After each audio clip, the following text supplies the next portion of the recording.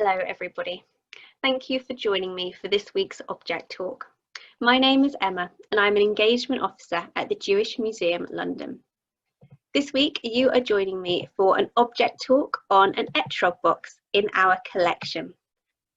This object is one of over 40,000 objects in the Jewish Museum London's designated collection that shows the diversity of Jewish life and history. And our programmes exist to explore connections between faiths and cultures. This month, our theme is diversity, and we are sharing objects that tell the story of diverse Jewish communities across the world. This Etrog box that I have chosen today comes from India, where Jewish people have lived for thousands of years. This box is 128 millimetres wide, and is designed to be in the shape of an etrog. It was made in 1857 and would have been used to store an etrog for the festival of Sukkot. The festival of Sukkot is celebrated 5 days after Yom Kippur, so many Jewish people around the world were celebrating it just last week. Sukkot is a drastic change from the most solemn Jewish holiday, Yom Kippur. It is instead known as the season of our rejoicing. Historically, Sukkot commemorates the 40-year period during which Jewish people wandered in the desert, living in temporary shelters. In memory of this period of wandering, the Torah instructs Jewish people to build a sukkah, or temporary shelter, during the festival of Sukkot. You can see a recent example of a sukkah here. This was a sukkah at Milton Keynes and District Reform Synagogue. A sukkah has to have at least 3 walls, but only one of them can be an existing wall, such as the side of a house. You can see on this sukkah the other ones are temporary walls that have been built for this purpose. The roof also needs to be temporary, as you can see here, and it might be covered with loose branches from trees or anything that grows from the ground. You can see lots of different fruit hanging in this sukkah as well. Now, according to tradition, the roof covering should give shade, but should still allow people inside the sukkah to look up and see the stars at night, which would be possible in the one we can see in this photograph.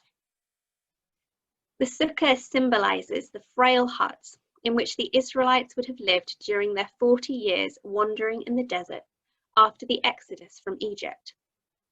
They also serve as a reminder of how God protected them, provided for their needs in the wilderness, and still watches over people today.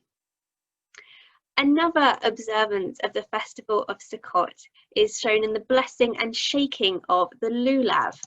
You can see a lulav here in this Austrian illustration made in 1935. The lulav is held in a pair of hands reaching out, and it's the cool stick. It's sort of quite similar to a palm branch. And also the blessing and shaking of the etrog, which is the other thing those hands are holding in this image.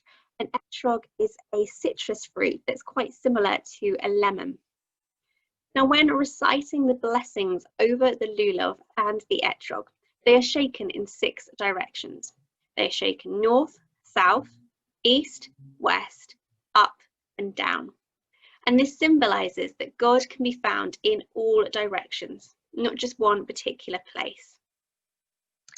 Etrog boxes like this one here are used as protective containers for the etrog and allow them to be carried around without getting damaged.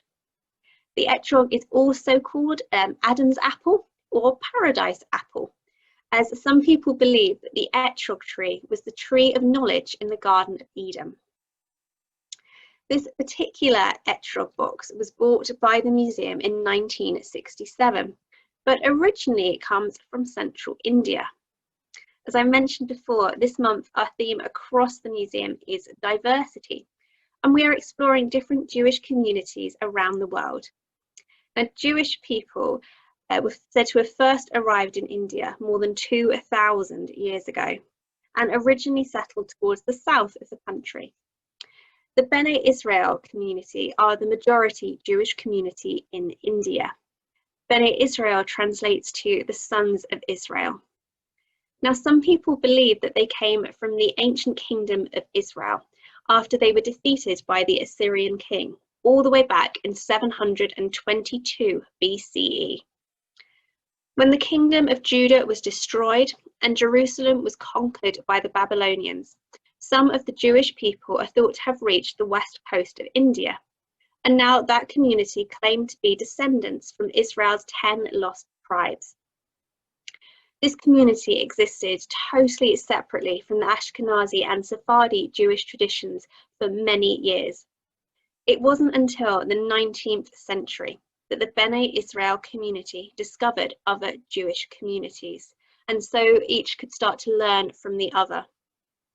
Because of this amazing separation from other Jewish traditions for centuries, if not thousands of years, there is really a distinct Bene Israel form of Judaism that developed, and this is particularly shown in the celebration of different Jewish festivals by this community. So one example is that the prophet Elijah has particular importance and significance for this community, and they will invoke his blessings at important events in the life cycle and also in Jewish festivals such as Tu B'Shavat. Sukkot is a particularly interesting one for this community because it wasn't actually celebrated by them until the 19th century. Instead, they celebrated a different festival, Kirikusan. Now this is sort of a similar festival in that it's also a harvest festival, but it more accurately translates to pudding holidays, and it focuses on a corn and coconut milk sweetened pudding. Now in the mid-19th century, they were reintroduced to the festival of Sukkot, and so they began to build sukkahs, those temporary dwellings. Now rather than each individual family building their own sukkah that you might find in other countries, in India it was more common that each synagogue or each community would build one sukkah together for the whole community to go in. This sukkah would be hung with fruits that would be found in India, such as citrus fruits, coconuts, papayas, pineapples, and grapefruits.